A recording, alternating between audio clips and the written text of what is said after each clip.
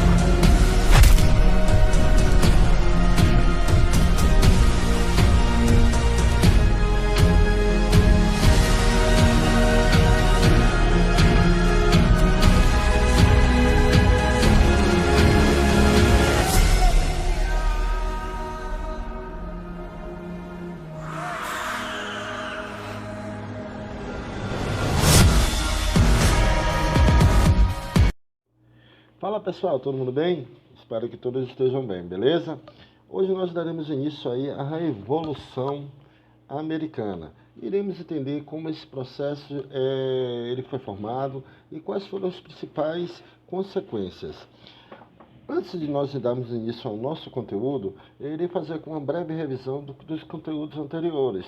Lembrando que nós falamos anteriormente sobre um antigo regime, ou seja, o antigo regime que era muito, no caso, centralizador no sentido dos benefícios e também do poder, tá? Os benefícios sempre estavam associados tanto à nobreza como ao clero.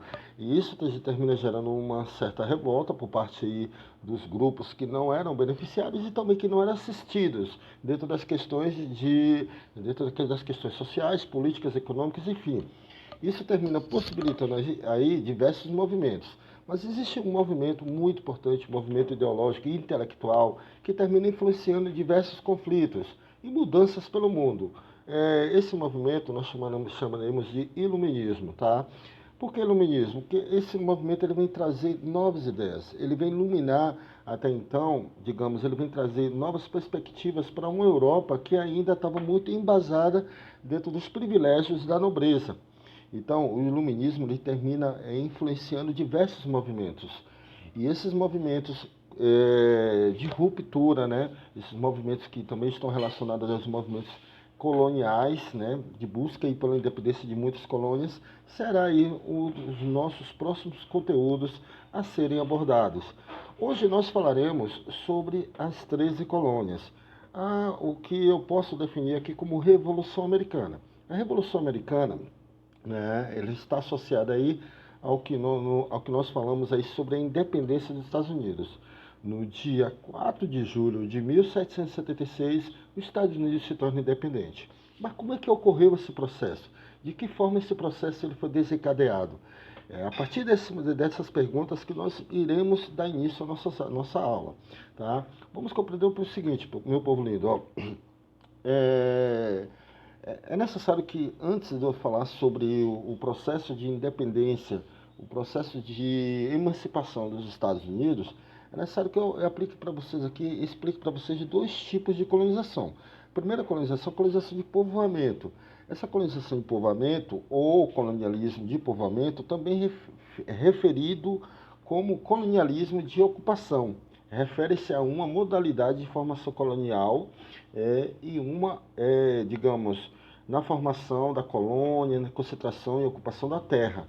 Existia aí por parte da colonização de povoamento digamos, uma busca em desenvolver aquele território, tá certo? Então aí eu vou definir a colonização de povoamento. Onde aconteceu a colonização de povoamento? Ocorreu nos Estados Unidos, tá? Então, por esse motivo que é necessário explicá-los. Porque assim, a partir do momento que a Inglaterra ela coloniza as 13 colônias é o que nós chamaremos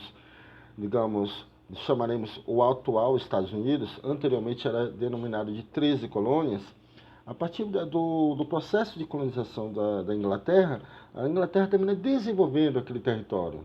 Então aí vem o processo de colonização de povoamento. Outro tipo de colonização, também bastante conhecido e muito utilizado aqui na América, e que foi muito utilizado aqui na América Latina, foi a colonização de exploração.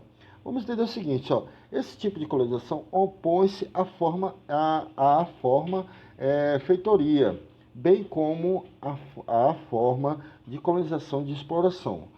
Então, o que eu quero falar sobre isso, pessoal, a partir dessa informação? Eu quero dizer que nessa colonização de exploração, o colonizador tinha o intuito só de extrair toda a matéria-prima, os benefícios que aquela terra, aquele local, aquela colônia obtivesse.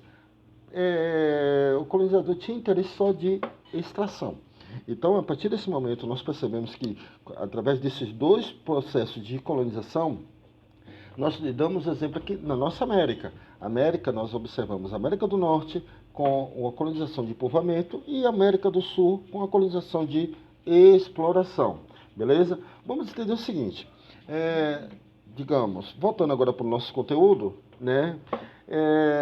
As 13 colônias, ao ser, digamos, colonizadas, né, pelos ingleses, eles tinham muita autonomia. Autonomia comercial, autonomia, né, política, existia ali digamos, um desenvolvimento, tá? Então, esses desenvolvimentos eram muito relacionados às facilidades que a Inglaterra dava a essas 13 colônias. Tanto a questão política, econômica, né, as relações comerciais que eles ali desencadeavam.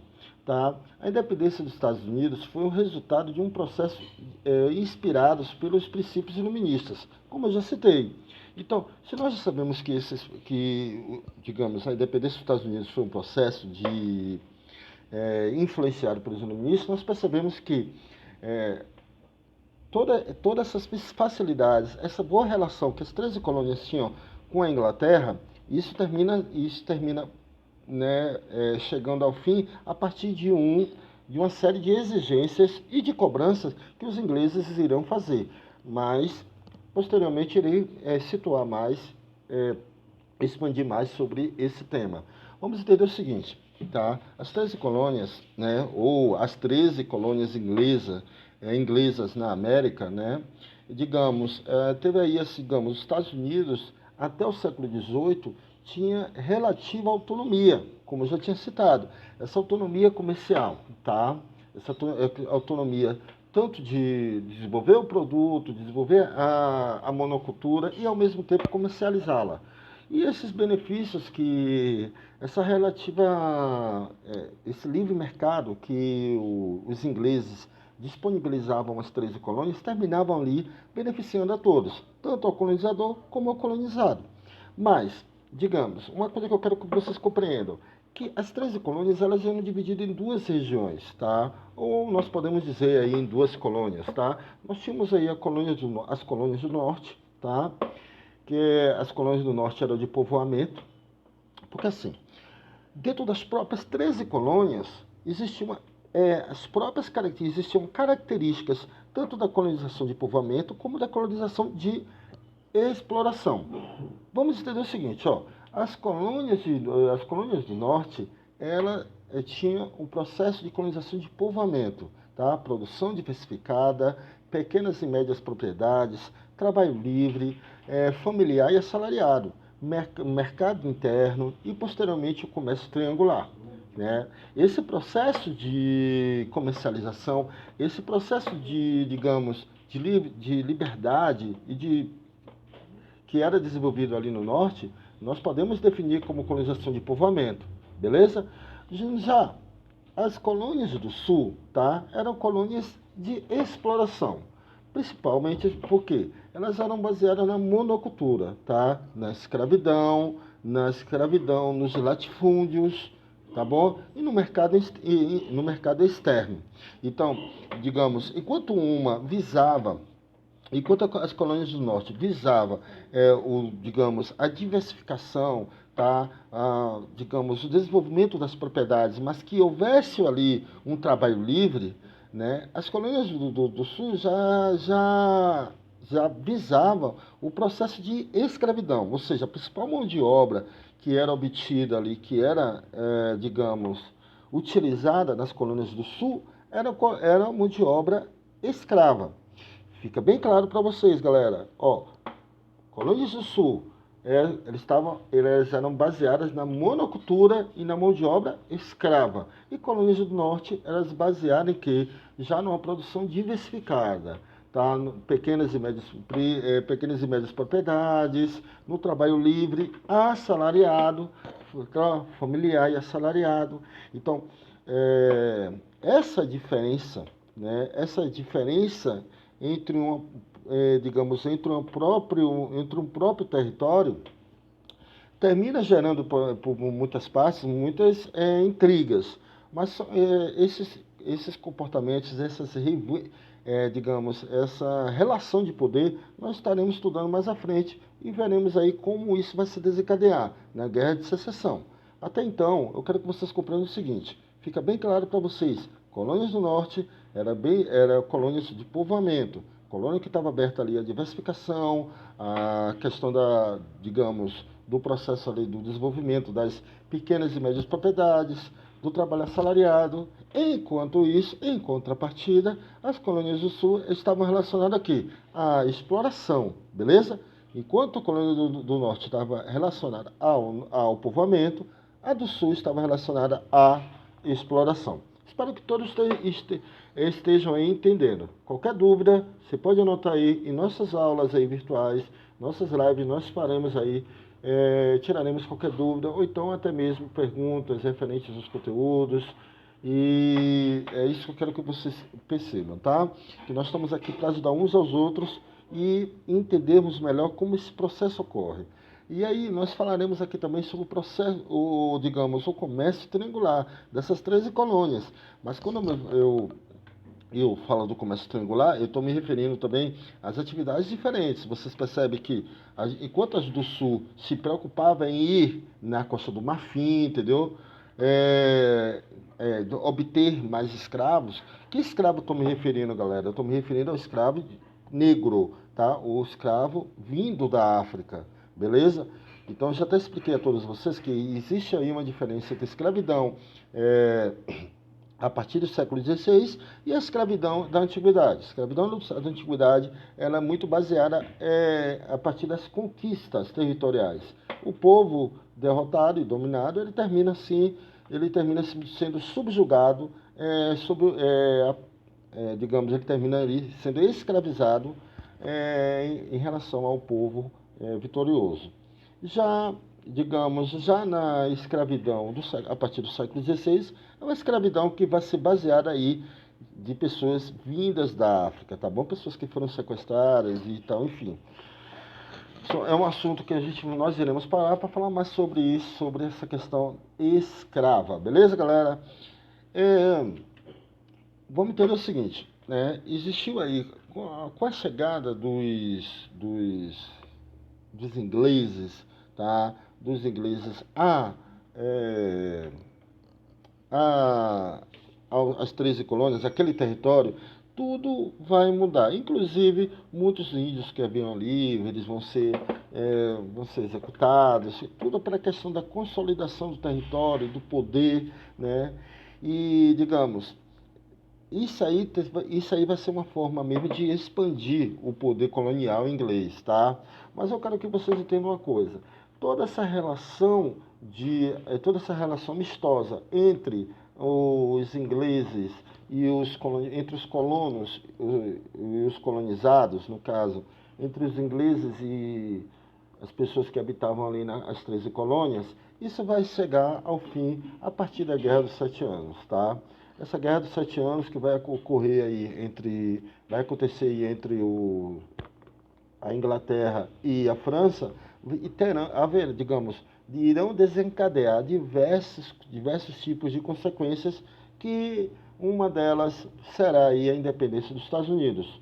Porque assim, decorrente aí a vitória da Inglaterra na Guerra dos Sete Anos, como eles tiveram muitos gastos, eles tiveram que repor esses gastos, né? E a partir daí eles começam a aumentar os impostos. E isso termina gerando diversas revoltas consequentemente, a independência dos Estados Unidos no dia 7 de julho de 1776. Galera, na nossa próxima aula nós falaremos aí como tudo isso acontecerá.